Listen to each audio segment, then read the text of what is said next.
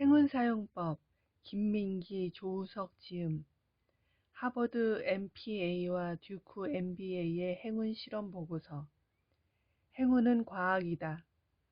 지은이 김민기, 연세대 경영학과를 졸업하고 미국 듀크대 MBA를 마쳤다. 대학 졸업 후 삼성증권 본사 M&A 팀에서 국내 경제계에 주목을 받았던 기업 인수 및 합병을 자문하며 대학생들의 꿈의 커리어 중 하나인 투자은행가로 활동했다.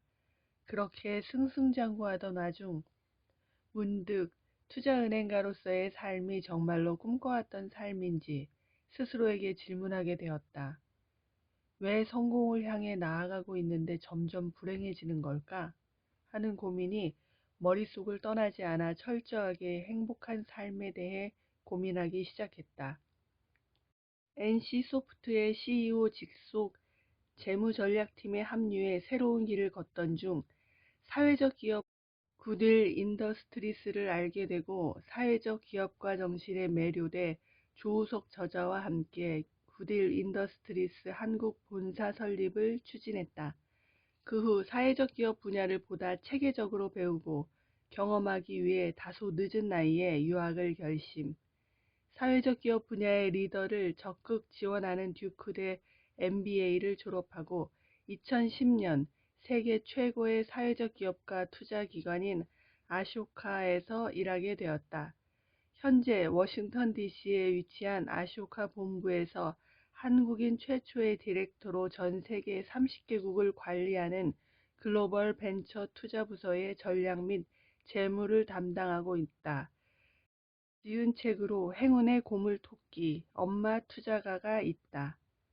지은이 조우석, 인기 북튜브 채널 책추남 TV를 운영하는 북튜버로 독서, CEO, 투자심리, 브랜드 전략, 자기계발 영역을 아우르는 책추남 나비스쿨의 코코치, 연세대 경영학과를 졸업하고 서울대 경영학 석사, 하버드 케네디 스쿨 공공행정학 석사 MPA를 마쳤다. 하버드 케네디 스쿨 입학사정위원을 역임하고 포항공대 창의 IT 융합공학과 창의인재 선발 입학사정 프로세스를 개발했으며 세계 최대의 사회적 기업 굿윌 인더스트리스의 전략 컨설턴트와 세계적인 브랜드 구루 데이비드 아커 교수의 글로벌 파트너사 브랜드 앤 컴퍼니 총괄 부사장을 역임하였다.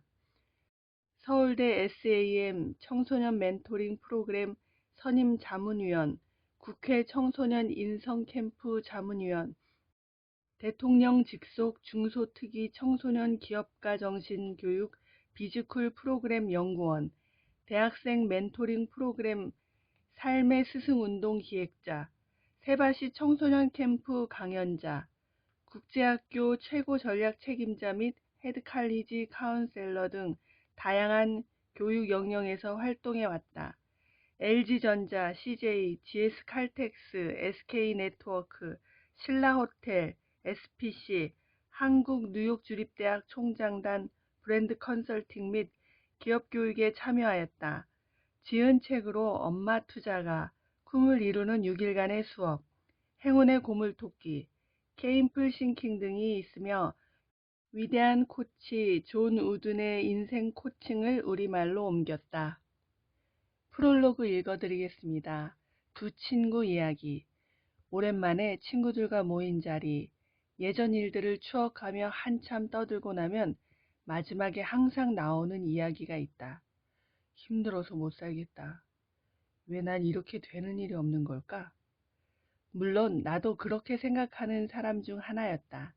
하지만 힘들고 어려워도 주어진 삶에 최선을 다하면 언젠가 행복해질 거라고 굳게 믿었다. 중고등학교 때는 좋은 대학만 가면 모든 것이 다 이루어질 거라고 믿었기에 열심히 공부했다. 대학생 때는 좋은 회사만 가면 걱정 없이 살 수 있을 거라고 믿었기에 취업 준비에 열중했다. 하지만 언젠가부터 이렇게 살면 정말 행복해질 수 있을까? 라는 의구심이 들었다. 사람들 대부분은 자신이 바라는 것을 100% 모두 이루지 못한다. 설령 원하는 것을 하나 둘 이루었다 해도 행복하지 않은 경우도 많다. 열심히 살면 정말 성공할 수 있는 걸까? 돈을 많이 벌고 사회적으로 성공하면 진정 행복해질 수 있을까? 어느 순간부터 이 질문은 내 머릿속을 떠나지 않았다. 이 질문에 답을 얻기 위해 우석이와 나는 성공한 사람들, 스스로 행복하다고 이야기하는 사람들의 이야기를 모으기 시작했다.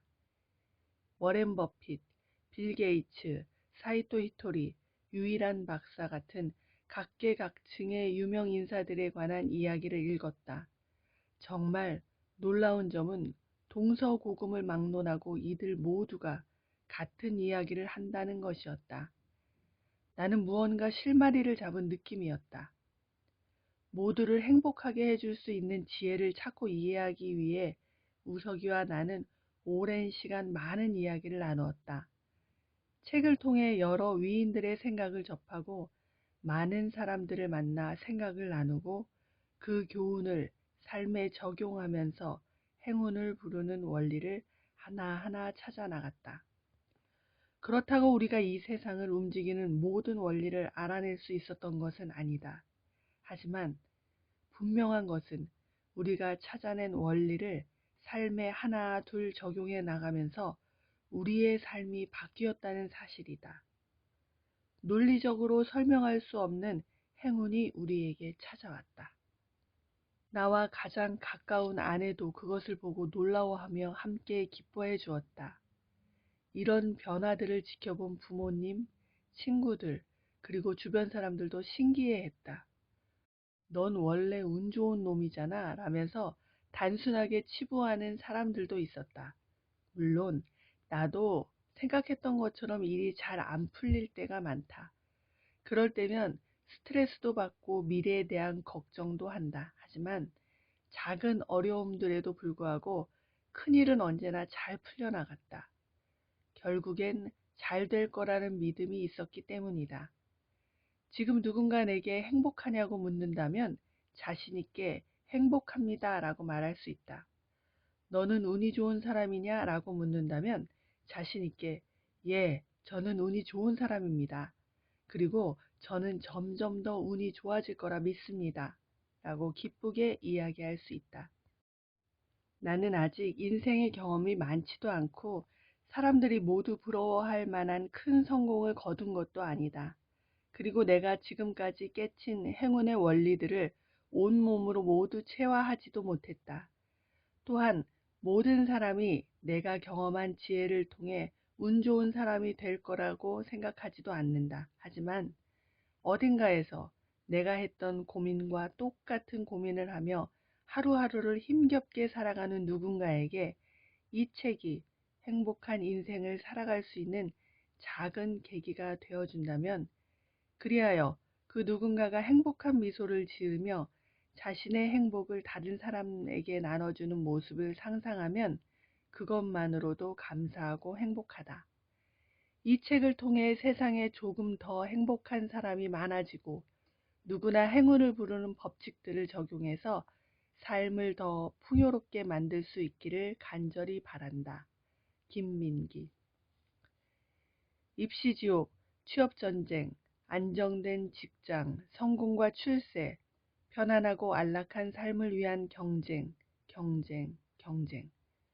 한국 사회의 치열한 경쟁 속에서 살아오면서 섬세한 감수성을 지닌 나는 참 많이도 버거워했다.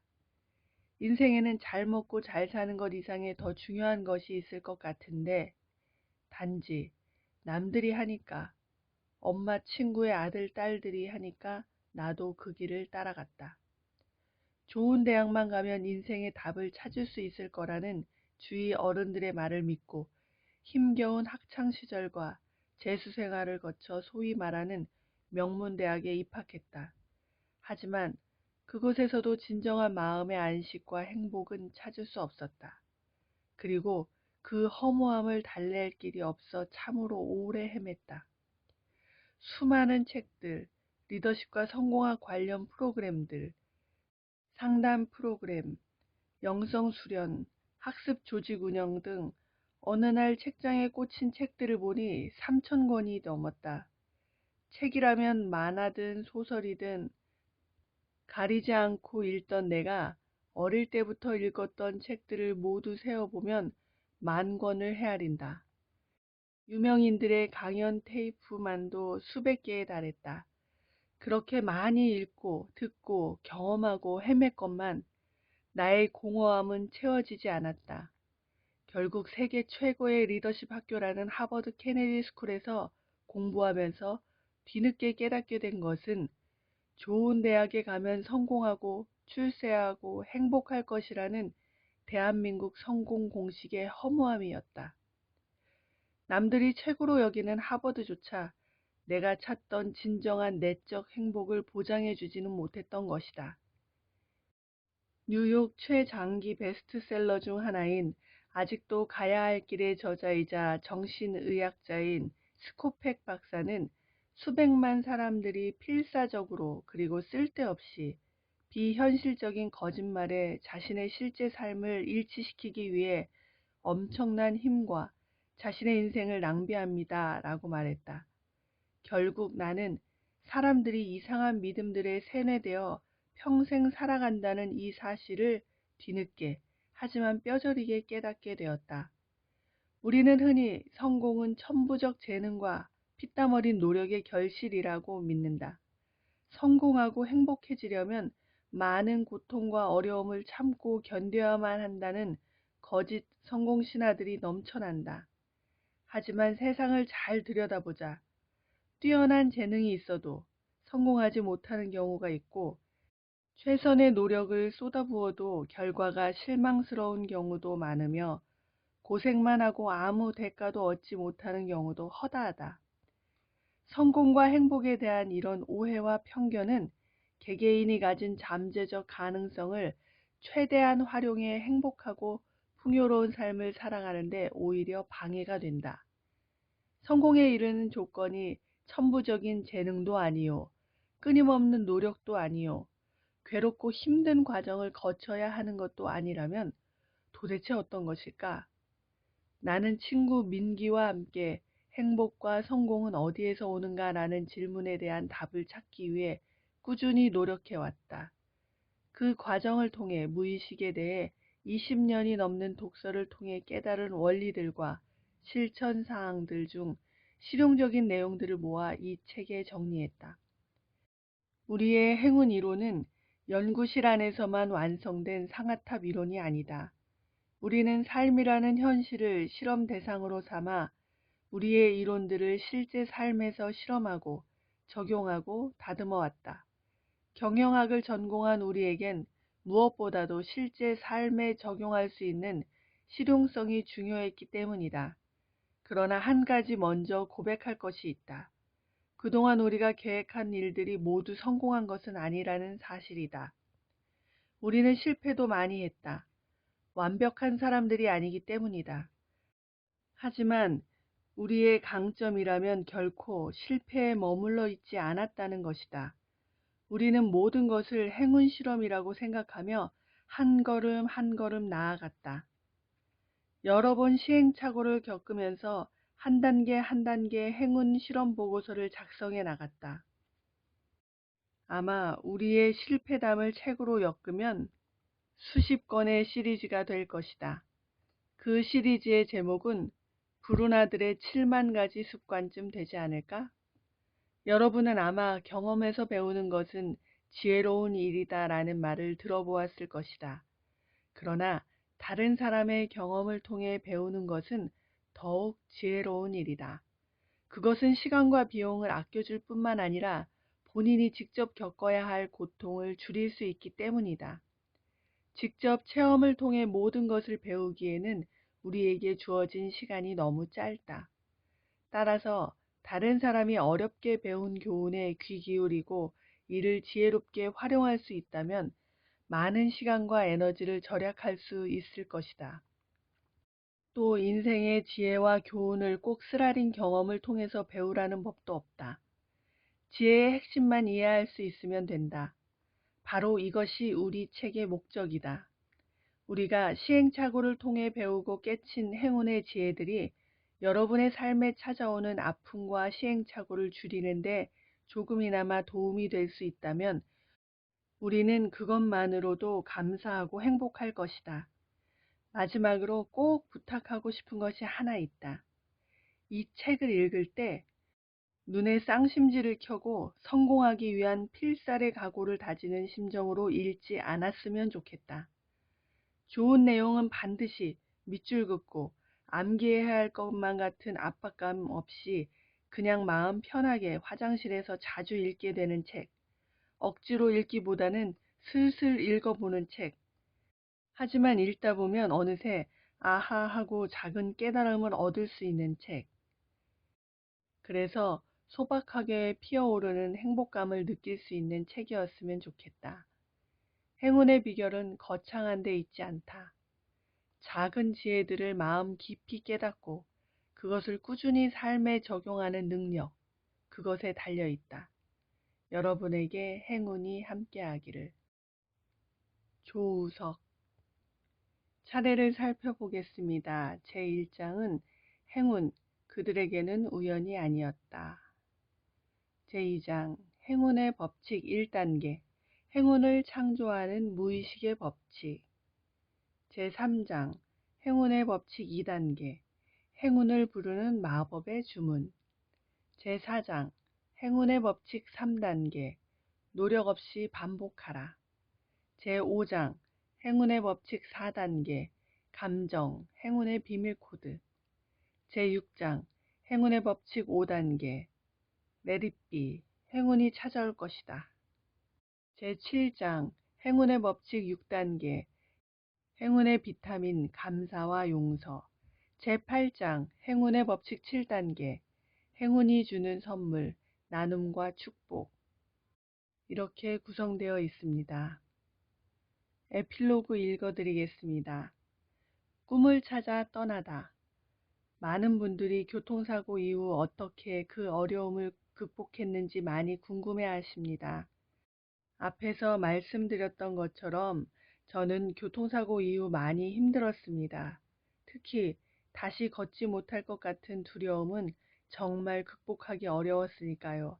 하지만 네잎클로버 제3원칙, 초점의 법칙을 제가 원하는 방향으로 사용하지 못하고 있다는 것을 깨닫게 된 후부터 다시 한번 행운의 법칙들에 따라 한 걸음 한 걸음 꿈을 향해 나아갈 수 있었습니다. 우선 가장 쉬운 것부터 시작했습니다. 매일매일 목표로 하고 있는 탑 MBA 스쿨에서 합격 이메일과 전화가 오는 모습을 종이에 적으며 상상했습니다. 그 학교들의 사진들을 바라보며 제가 그 속에서 공부하고 캠퍼스를 거니는 모습을 눈앞에 그려보았고 합격 순간의 짜릿함과 기쁨으로 저를 도와주었던 분들에게 제가 감사하는 모습을 상상했습니다. 신기한 건 가끔씩 이런 상상만으로도 기쁨에 소름이 돋기까지 했습니다. 정말 기쁘고 뿌듯했습니다. 물론 당시 능숙하지 못한 제 행운의 법칙 활용 능력으로는 낮은 점수로 인한 불합격의 불안함을 완전히 떨쳐버릴 수 없었습니다. 앞장에서 보셨듯이 행운을 불러들이기 위해 가장 중요한 것 중 하나가 믿음인데 그런 믿음의 큰 장애물이 바로 불안감이었습니다.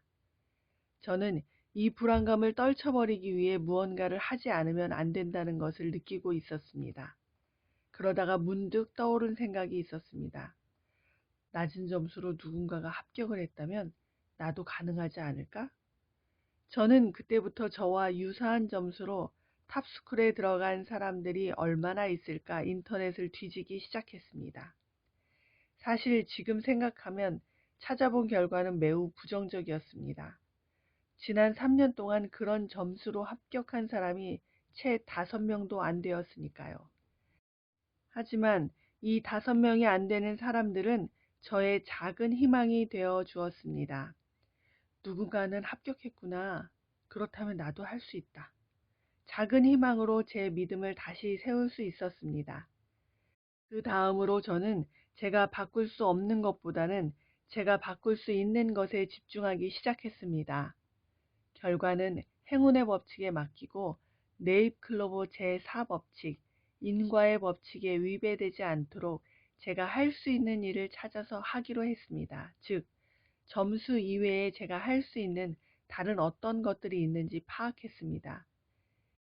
MBA 합격은 이력서, 에세이 및 GMAT와 토플 시험 점수 그리고 인터뷰로 결정되는데 저는 낮은 점수를 보완하기 위해 이력서와 에세이에 정말 많은 시간을 보냈습니다. 학교와 연락도 하고 전화로 국내외에 있는 그 학교들의 선배와 이야기도 해보았습니다.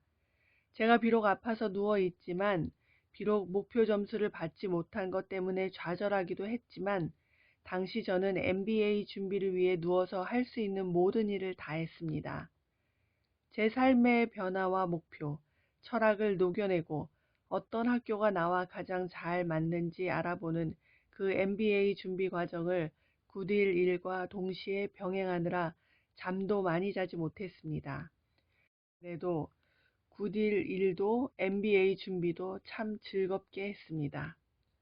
즐겁게 준비하는 동안 신기하게도 작지만 참으로 수많은 행운들이 다가왔습니다. 모르는 사람이 제가 목표로 하던 학교 MBA 출신을 소개해 주기도 했고, 친구의 친구를 통해 텍사스 대학교 영문과 교수님이 제 에세이에 피드백을 해줄 정도로 많은 사람들의 조언을 받을 수 있었습니다. 참으로 감사했습니다. 더군다나 이런 작은 행운들이 모여 제가 원하는 꿈과 비전을 이루게 해주는 큰 행운이 되어간다는 것을 알고 나니 더욱 감사했습니다. 그렇게 감사의 시간은 흘러갔고 저는 비영리 분야에 강점이 있는 몇몇 학교에 원서를 내고 인터뷰를 마친 후 기다렸습니다. 힘을 빼고 차분히 기다렸습니다. 에세이를 쓰고 조언을 구하는 동안 정말 많이 감사했고 정말 많이 행복했고 정말 즐겁게 열심히 했으니까요. 그때는 설령 떨어져도 그동안 즐겁고 행복했기에 후회는 없다는 생각을 했습니다. 이번에 최선을 다했으니 떨어져도 그것은 더 좋은 기회를 향한 최적의 타이밍이 나에게 필요하다는 행운의 법칙의 결과라고 생각하며 기쁨으로 하루하루 기다렸습니다. 2008년 봄 어느 날 제가 상상했던 것과 똑같은 일이 벌어졌습니다. 축하 동영상과 함께 온 이메일, 듀크 MBA로부터 합격 소식이 왔습니다. 기쁨의 눈물이 주르륵 흘러내렸습니다. 옆에서 보던 아내도 기뻐하며 함께 웃고 울었던 그 모습을 저는 지금도 생생하게 기억합니다. 사흘 뒤 저는 학교로부터 또 한 통의 메일을 받게 되었습니다. 메일을 열어본 순간 저는 너무 놀랐습니다. 학교에서 GMAT 점수가 낮은 저에게 장학금을 준다는 메일이었습니다. 그 순간 제 에세이에 조언을 해준 30여 명의 친구들과 얼굴도 모르는 감사한 사람들이 떠올랐습니다. 그리고 진심으로 그들에게 다시 한번 감사하며 또다시 기쁨의 눈물을 흘렸습니다. 세계 경제를 흔든 미국의 금융위기. MBA 준비 경험을 통해 저는 행운의 법칙 7단계에 대해 큰 자신감을 가지게 되었습니다. MBA에 와서도 몇몇 작은 어려움들이 있었고 그 어려움들도 행운을 부르는 7단계 법칙을 통해 행운으로 바꾸게 되는 경험을 많이 했습니다. 2009년 당시 미국은 최악의 금융위기로 미국인 10명 중 1명이 직장을 잃는 취업 대란에 놓여 있었습니다. MBA들은 경력을 쌓기 위해 1학년을 마치고 여름방학에 MBA 인턴십을 하게 됩니다. 실제로 졸업 후 그 회사 혹은 그 분야의 직장으로 연결되는 경우가 많아서 MBA 기간 중 가장 신경을 많이 쓰는 때고 인턴십을 찾는 데 시간 투자도 많이 합니다. 하지만 경제 상황이 악화되어 인턴십 기회도 많이 사라졌습니다. 비영리 분야도 큰 영향을 받았습니다. 많은 회사들이 비영리 분야에 대한 기부 예산을 반으로 줄이거나 없애면서 그 분야에서도 직원을 해고하는 일이 많아졌습니다. 저도 이런 상황을 피부로 느낄 수 있었습니다. 비영리 인턴십 1명 혹은 2명을 뽑는데 500명에서 1000명의 MBA가 지원하는 황당한 상황이 벌어졌습니다. 이런 경쟁 상황에서 영어가 부족한 외국인으로서 미국에서 인턴십 기회를 잡는 것은 정말 쉽지 않았습니다. 하지만 이상하게도 저는 그렇게 불안해하지 않았습니다. MBA를 준비할 때와 크게 다르지 않을 거라는 믿음이 있었습니다. MBA 준비 때처럼 하나하나 제가 할 수 있는 일이 무엇인지 찾아가며 즐겁게 준비했습니다. 많은 미국 친구들은 물론이고 처음 보는 사람들마저 저에게 도움을 주었고 제 이력서와 인터뷰에 대한 피드백도 참 많이 받았습니다. 문화적 차이, 언어 장벽에 대한 거부감으로 가끔씩 좌절하고 두려움에 사로잡히긴 했지만 하루 이틀 지나면 다시 행복한 상상에 즐거워했습니다. 이렇게 몇 개월이 지난 뒤 저는 인터내셔널 유스 파운데이션이라는 미국 볼티모어에 있는 비영리 기관의 사회적 기업가를 지원하는 부서에서 2달간 인턴십을 할 수 있는 행운을 잡았습니다. 인턴십까지 성공적으로 수행한 후부터 저도 모르게 저에게는 항상 쉽게 행운이 올 것 같은 생각이 들었습니다. 그렇게 2학년 때는 희망에 부풀어 지냈습니다. 하지만 그랬던 저에게도 졸업 후 취업이라는 행운은 그렇게 쉽게 다가오지 않았습니다. 외국인이라는 사실, 또 비영리 분야의 재무를 전공한 사람이 왜 오느냐는 의심, 미국에서는 MBA 출신이 비영리 분야에서 일하는 것은 아직 졸업생 중 5%도 안 되는 드문 일이었기에 비영리 분야 취업의 문은 그렇게 쉽게 열리진 않았습니다. 더군다나 계속 들려오는 미국의 실업률 상승에 관한 소문은 점점 더 제 주변 사람들을 불안하게 만들었습니다. 결국 잘 될 거라는 믿음을 가진 저였지만 가끔은 제 주변 사람들이 그런 불안감을 얘기할 때마다 미국 역사상 몇십 년 만에 닥친 경제 불황이라는 큰 산 앞에서 제가 태어나서 처음 와본 곳에서의 취업은 정말 어려운 일일지 모른다는 두려움이 제 안에서 슬며시 고개를 쳐들곤 했습니다. 미국 사람 10명 중 1명이 직업이 없다고 하는데 외국인인 내가 직업을 가질 수 있을까? 졸업 후 3개월 내로 취업을 하거나 무급으로라도 일하지 못하면 비자 때문에 한국으로 돌아가야 하는데 취업이 안 되면 어떡하지? 현실적으로 부정적인 상황들과 주변의 걱정, 꿈만 꾸지 말고 현실을 인지하고 재무 분야로 다시 돌아가라는 친구들과 선배들의 충고들, 심리적인 압박감 때문에 저는 많이 두려워했고 가끔씩은 그 두려움에 희망을 잃고 좌절하곤 했습니다. 어느덧 시간은 흘러 취업을 준비한 지 5개월이 지났고 결국 졸업을 했지만 저는 미국의 비영리 분야에서 취업을 하지 못했습니다. 한국인 동기들이 하나 둘씩 새로운 직장에서 일을 하기 위해 한국으로 떠났고 미국 동기들도 하나 둘씩 다른 지역으로 일을 하기 위해 떠나갔습니다. 그 모습을 보며 부러워하기도 하고 언제쯤 취업을 할 수 있을까 하는 걱정이 들기도 했습니다. 한국에서는 평범한 사람으로라도 살 수 있었는데 이곳에서는 소수민족의 외국인이라는 약자의 현실, 그리고 세상에 혼자 남겨진 듯한 외로움이 저를 매일매일 괴롭혔습니다. 하지만 행운의 실험을 통해 얻은 경험은 저에게 큰 힘이 되었습니다. 좌절할 때마다 예전 일을 떠올리며 4년 전 계획했던 MBA를 온 이유와 제 꿈의 첫 번째 목표이자 미래 꿈의 디딤돌이 될 미국 사회적 기업에 취업한 저의 모습과 저를 믿어준 사람들에게 감사하며 기뻐하는 모습을 상상하며 스스로를 다시 추스르기도 했습니다. 지금 상황에서 내가 할 수 있는 일과 내가 할 수 없는 일을 나누고 내가 할 수 없는 일은 행운의 법칙에 맡기고 좋은 행운이 다가올 것을 믿으며 내가 할 수 있는 일을 어떻게 더 잘 해나갈까 항상 행운의 법칙 7단계를 점검하며 계속 주변의 도움을 받아 하나하나 배워 나갔습니다. 그리고 어려울 때마다 제 주변에서 늘 응원해주는 사람들, 나를 믿어주는 사람들을 생각하면 어쩐지 즐거워지고 다시 행운의 법칙을 떠올리며 한 단계 한 단계 점검할 수 있었습니다. 매일매일 관심 있는 비영리 회사의 구직 소식을 검색하고 마음에 드는 포지션이 나타나면 회사를 분석해서 자기소개서와 이력서를 작성해 보냈습니다.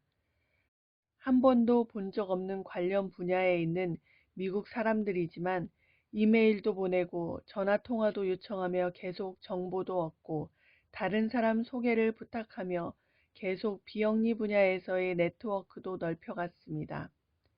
이런 과정에서 처음 보는 사람과 영어로 대화하는 것에 스트레스도 많이 받았지만 새로운 사람들과 얘기하면서 영어에 대한 자신감도 붙었고 좋은 꿈을 품고 열심히 노력하는 모습에 응원을 보낸다는 격려 메시지도 많이 받았습니다. 그리고 많은 사람들과 얘기하면서 미국 사람들과 영어로 대화를 자연스럽게 이끌어가는 법도 연습이 되면서 인터뷰에 대한 자신감도 가지게 되었습니다.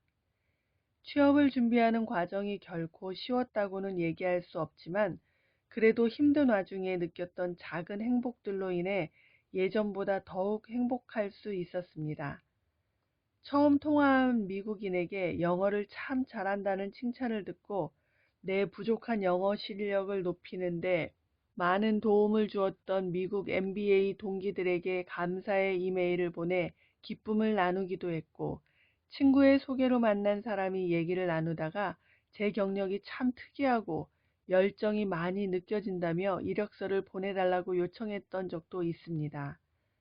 극심한 불황 속에서도 다른 미국 친구들 못지않은 인터뷰 기회를 얻을 수 있었고 자기소개서를 업그레이드하고 싶을 때 우연한 인연으로 전문가와 연결되어 도움을 받기도 했습니다. 그리고 나를 격려하며 믿어주는 많은 사람들, 그리고 자신과 아무 상관도 없지만 내 꿈을 이루는 모습을 꼭 보고 싶다며 성심껏 자신의 시간과 조언을 아끼지 않았던 많은 미국 친구들과 멘토들, 이런 사람들이 항상 곁에 있음에 감사하며 즐겁게 기다릴 수 있어서 참 많이 행복했습니다. 4년간 꿈꿨던 꿈, 사회적 기업가. 그렇게 취업을 준비한다며 비영리 회사에 지원하기 시작한 지 8개월 반. 8월 말의 어느 날 밤 10시 30분, 저에게 또 다른 행운이 다가왔습니다. 합격을 알리는 아쇼카로부터의 이메일. 4년 전 주변의 반대에도 불구하고 월급 없이 9일로 직장을 옮기며 꿈꾸던 그 꿈, 나의 10년 계획의 발판이 될 첫 번째 작은 꿈, MBA 에세이를 쓰며 졸업 후 일하고 싶은 회사 중 하나로 이름을 떠올렸던 곳, 바로 사회적 기업가들을 통해 사회적 이노베이션 분야를 선도하고 있는 세계적인 투자기관 아쇼카. 그렇게 그리던 곳에서 8차에 걸친 인터뷰를 모두 통과한 것을 축하한다며 함께 일하자는 연락이 온 것입니다. 4년 동안의 꿈이 이루어지는 순간 정말 너무나 기쁠 줄 알았는데 아무런 생각도 떠오르지 않아 멍하게 아내의 얼굴만 바라보았습니다. 아내가 축하한다며 저를 꼭 안아주었던 그 순간 나를 묵묵히 믿어주던 격려와 조언으로 작지만 큰 힘을 주던 수많은 사람들의 얼굴이 하나하나 스쳐 지나갔습니다. 그때는 매우 큰 행운의 기쁨도 행복도 감사도 느낄 수 없었지만 그 소식을 듣고 자신의 일처럼 기뻐해준 한국에 있는 가족, 친구들, 이메일로 축하하는 마음을 듬뿍 담아 보내준 미국 전역에 흩어져 있는 친구들에게 너무나 감사했습니다. 제가 꿈꾸던 것을 이룬 것만으로 그리고 그 감사를 전하는 것만으로 제 주변 사람들이 기뻐할 뿐 아니라 자신들이 저의 꿈을 이루는 데 도움이 된 것에 더욱 감사한다는 메시지를 들을 때마다 느껴졌던 그 감동은 저를 더욱 행복하게 만들었습니다. 지금도 그때 서로 감사에 대한 감사를 나누던 그 감동을 생각하면 저도 모르게 행복과 감사의 눈물이 흘러내립니다. 하지만 지금은 행복하게 기억되는 MBA 시절도 돌이켜보면 많은 어려움이 있었습니다. 수업 중 영어로 말하다 실수해서 면박도 많이 받았고, 외국 친구들과 과제를 수행할 때 제 의견을 마음껏 표현하지 못해 무식한 사람으로 취급당하는 제가 불쌍하게 느껴지기도 했습니다. 취업 준비 기간에 인터뷰를 마치고 불합격 소식을 전하는 이메일을 받을 때마다 내가 더 잘하지 못해 떨어졌다고 나 자신을 질타하며 내가 이렇게 하는 것만으로 정말 내 꿈이 이루어질까 생각하며 두려움과 불안감에 쌓여 이미 경험했던 행운의 법칙에 대한 의심을 했던 것이 사실입니다. 아직도 가끔씩 사람들과 얘기를 나누다 보면 제가 가는 길이 너무 어려울 것 같다며 왜 남들이 원하는 재무 분야를 떠났냐고 질타 아닌 질타를 하는 사람들을 만나게 됩니다.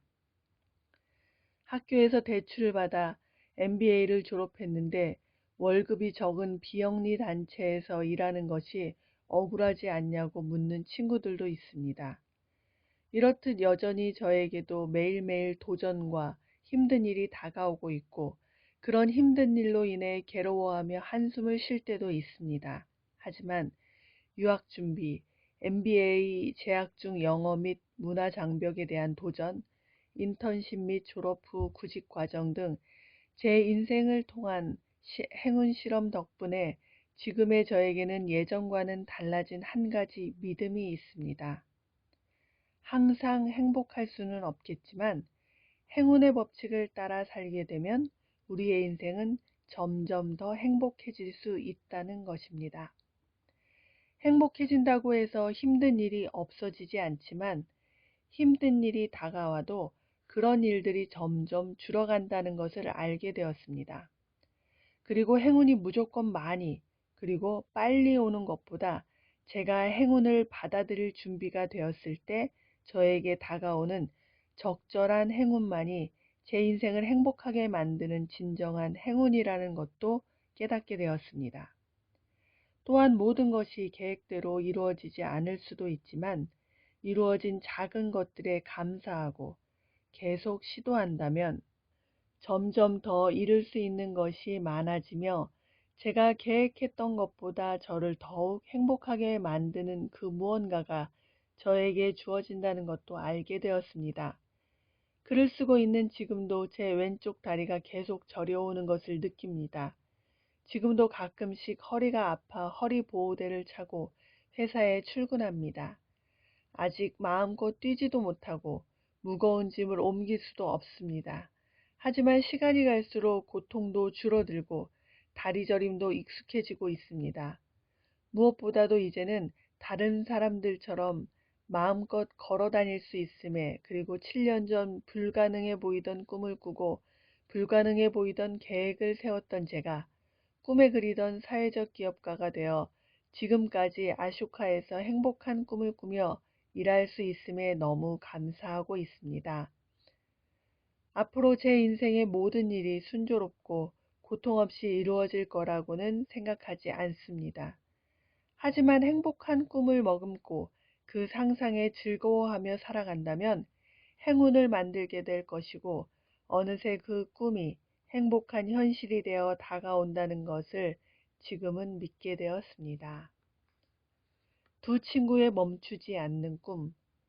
제가 워싱턴 DC에 와서 일한 지도 어느덧 3년이 되어 갑니다. 아쇼카에서 전 세계 30개국의 다양한 사람들과 일하다 보면 어떻게 한국에서 일하다가 미국에 와서 이전의 일과는 완전히 다른 비영리 분야에서 일하게 되었냐는 질문을 종종 받습니다. 저는 이런 질문을 받을 때마다 우리가 실험했던 행운의 법칙들을 이야기해 줍니다. 신기한 것은 유럽, 아프리카, 남미, 아시아, 그리고 미국 등 전 세계에서 온 다양한 동료들 모두 이 행운의 법칙 7단계에 공감하며 많은 관심을 보인다는 것입니다. 그래서 아쇼카에서 일하며 우리가 실험한 행운의 법칙들이 국경과 시대를 초월할 수 있다는 것을 피부로 느끼게 되었습니다.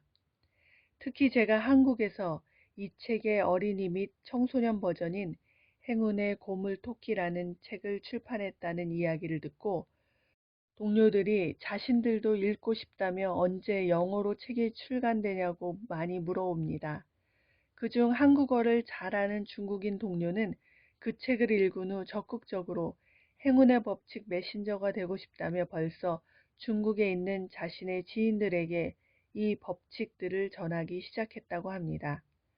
이런 이야기들을 들을 때마다 제 가슴이 많이 따뜻해짐을 느낍니다.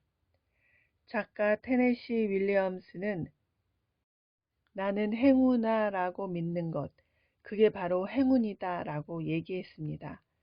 하지만 현실적으로 자신을 행운아라고 믿는 것 자체가 그리 쉬운 일은 아닙니다.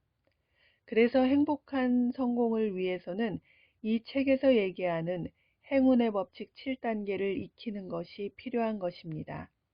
하지만 만약 저희가 실행한 방식을 문자 그대로 따라한다면 원하는 성공에 이르지 못할 수도 있습니다. 왜냐하면 성공에 이르는 방식은 각자의 개성과 장점에 따라 다를 수밖에 없기 때문입니다. 그것보다 먼저 아직 저희가 성공했다고 말하기도 부끄럽습니다. 이제 행운 실험 보고서 제1편을 마친 수준 정도라고 말할 수 있을까요? 처음 시작은 행운의 법칙 7단계의 무의식적인 습관화를 위해 이 책을 최소한 7번 읽기 바랍니다. 그리고 앞서 서문에서 언급했지만 가능한 심신이 이완된 상태에서 편안한 마음으로 읽기 바랍니다. 무엇보다 중요한 것은 자신만의 독특한 상황에 대한 이해와 적용입니다. 여기에 나온 방법들을 그대로 모방하지 말고 다양한 실험을 통해 본인만의 행운 법칙 7단계의 창조적 적용법을 찾아내기 바랍니다.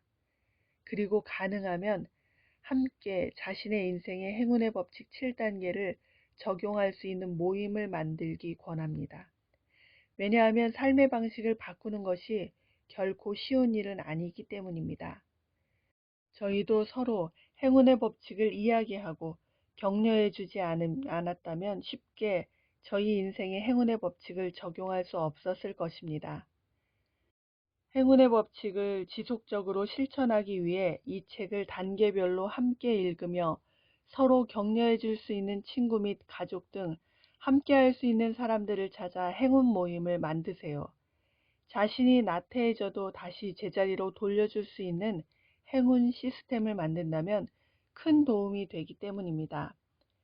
저희는 이제 막 인생에서의 행운 실험 보고서 제1편을 마쳤고 이제 행운 실험 보고서 제2편을 시작하려 합니다. 행운 실험 보고서 제1편에서는 이 꿈의 연금술로 저희의 작은 꿈을 실현화한 이야기를 여러분과 나누었고 이제 행운 실험 보고서 제2편을 펼치기 위해서 저희는 새로운 꿈을 꾸기 시작했습니다. 그 꿈은 바로 행복을 퍼뜨리는 데 집중하는 재단을 설립하는 것입니다. 우리가 살아가는 이 세상을 더 행복하고 더 아름답게 만들 수 있는 아이디어를 가진 사람들을 찾아내서 그들을 교육하고 그들의 아이디어를 통합적으로 지원하는 새로운 개념의 비영리 재단입니다. 이 꿈을 현실화하기 위해 한 친구 김민기는 워싱턴에 있는 글로벌 사회적 기업가 투자기관 아쇼카에서 한국인 최초 디렉터로서 열심히 일하며 사회적 기업가 정신을 배우고 있으며 또 한 친구 조우석은 행운의 법칙들을 교육하며 행운의 지혜를 널리 퍼뜨리고 행복한 학교 설립을 위해 책추남 나비스쿨을 운영하며 오늘도 행복한 꿈을 꾸며 앞으로 나아가고 있습니다. 지금까지 책을 읽어주신 독자 여러분께 감사의 말을 전합니다. 저희는 혼자 꾸면 꿈일 뿐이지만 함께 꾸면 현실이 된다는 말을 참 좋아합니다.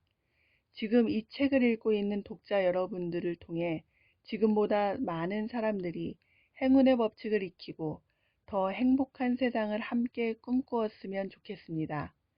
그리고 오늘날 저희가 있기까지 사랑으로 함께 해주셨던 모든 분들께 진심 어린 사랑과 감사의 마음을 전하며 이 책을 마칩니다. 행운 실험 보고서 1편을 마치며 김민기 조우석. 저는 이 책을 만난 것이 정말 저에게 행운이라고 생각합니다. 여러분들도 꼭 읽어보시기 바랍니다.